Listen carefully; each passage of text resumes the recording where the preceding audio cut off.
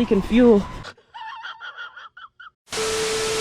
All right, welcome back to the channel, everyone. Hope you guys are having a great rest of your day, start to your day, whatever time it may be. I got some updates for you guys on the 1999 Cammed and Procharged New Edge Mustang GT, as well as the Shelby GT350. So if you guys are enjoying the content and want to stay up to date, make sure you guys are dropping a like on the video, subscribe to the channel, and also turn on those post notifications.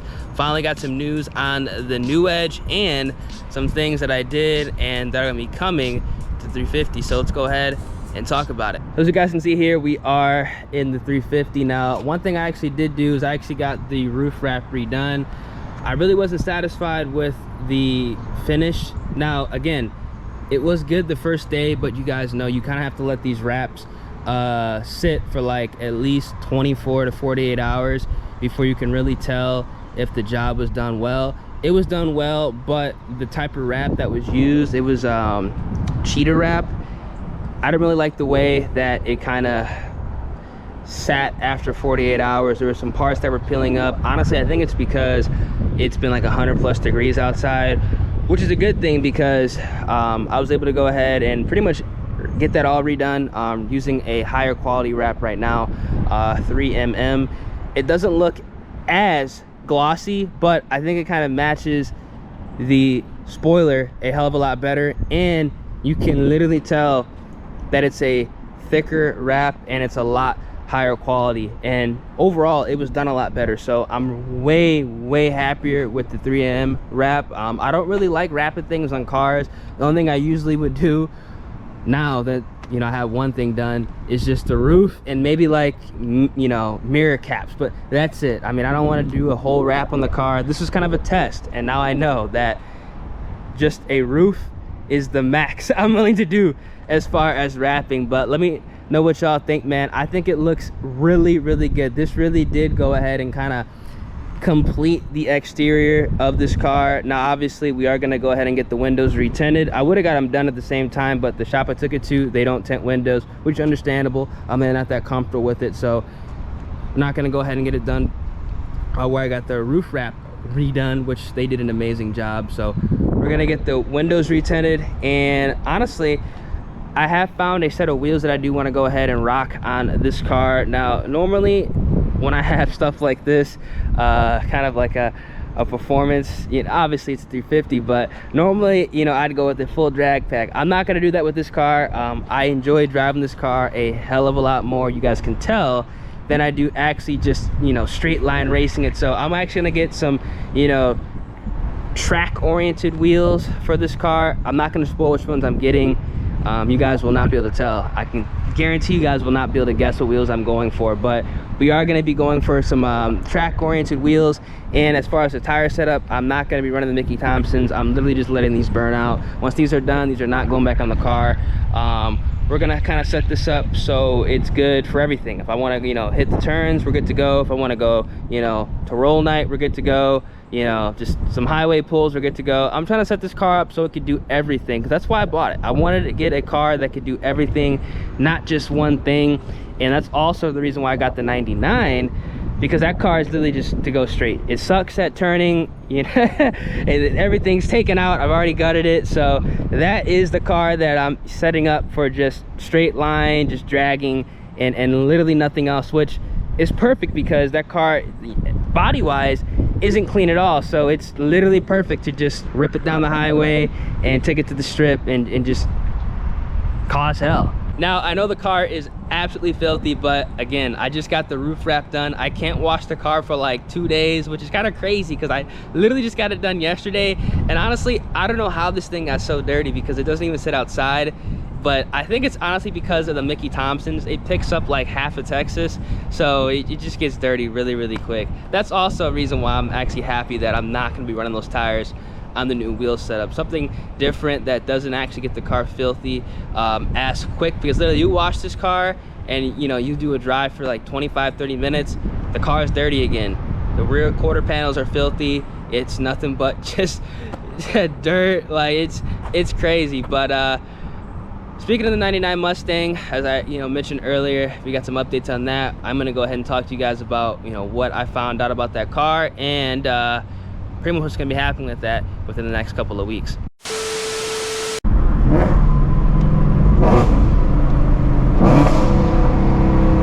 Oh my God, the downshifts! Dude, it's intoxicating, man, I'm telling you. This is the only car where I have not rushed to change the exhaust setup. It's perfect the way it is, perfect. And I still have the actuator to change how loud I want it.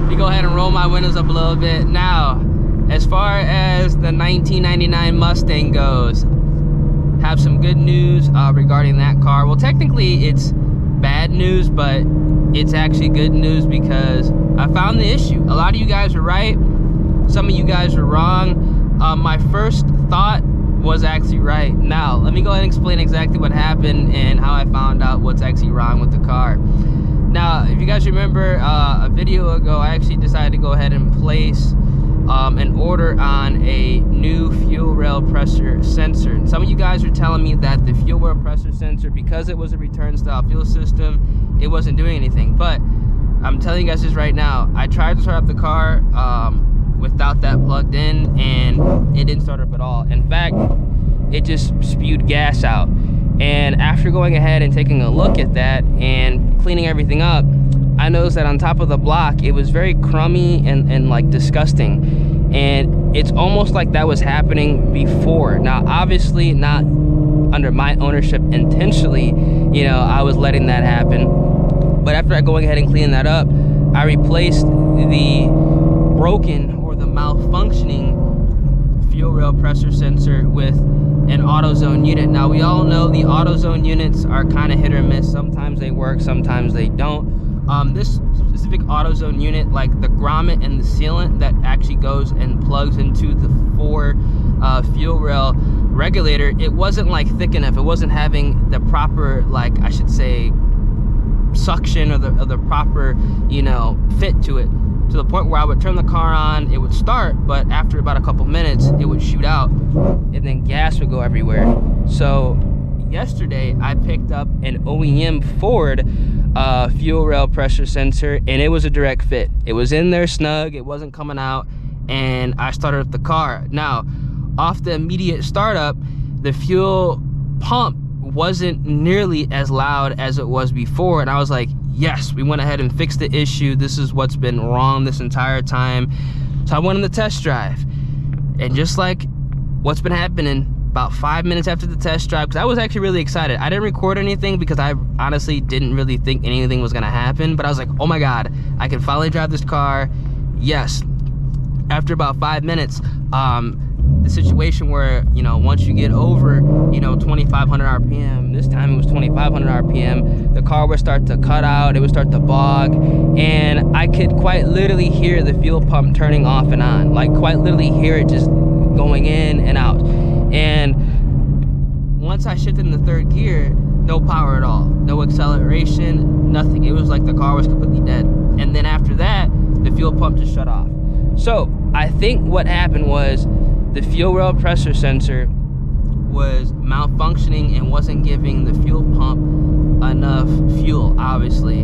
So the car was cutting out and dying whenever I'd actually, you know, accelerate. And I guess, you know, me driving the car home, you know, when I initially picked it up, you know, that kind of went ahead and weakened the fuel pump enough to the point where it wasn't able to operate at fuel pressure that was optimal. So once I went ahead and replaced the malfunctioning unit, because I actually was getting a code for the sensor, so it was bad. Once I replaced that unit, I guess because the fuel pump got the right pressure, it just completely killed it. All right, so I'm back in the garage.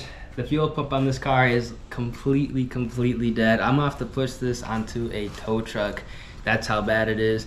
But you guys can see this is what we replaced and kind of solidified everything. This is the OEM fuel rail sensor. You guys can see that it's completely messed up. So once that was replaced, I guess it really showed where the issue was with this car. Now, I'm gonna say this right now, because the car is going in on the 11th of July, if it is a tuning related issue. Now, what I mean by tuning related issue, let's just say the tune that's on the car right now really isn't up to speed. And also, if this car does need or is recommended to go on a full 4 return style fuel system, this car is gonna need to retune. And the problem is the shop is booked out to like September for the tune. So keep that in mind. Hopefully there is an external pump that we can swap out the Holley unit with, so we can get this car on the road, I can enjoy it, and then when it's actually the right time, technically it's always the right time, but you guys know what I mean, when it's the right time to replace the fuel system, you can go ahead and do that, and the car is not going to be down for like another 2 months, because that would really suck. But hope you guys do enjoy, man. Want to make this video an update video, keep you guys in the loop on this car, because it's been quite an eventful 2 weeks that I've had this. So if you guys enjoy, drop a like on the video, subscribe to the channel, turn those post notifications, man. Still gonna be getting some stuff for this thing. I'm gonna be completely just taking the interior out, new seat, and since it's down, might as well just go ahead and replace the headlights, the side markers, and just get a bunch of shit that, you know, is needed, so when it actually is ready to run, rock and roll, we're good to go and there's no downtime. I'm gonna catch you guys in the next one. This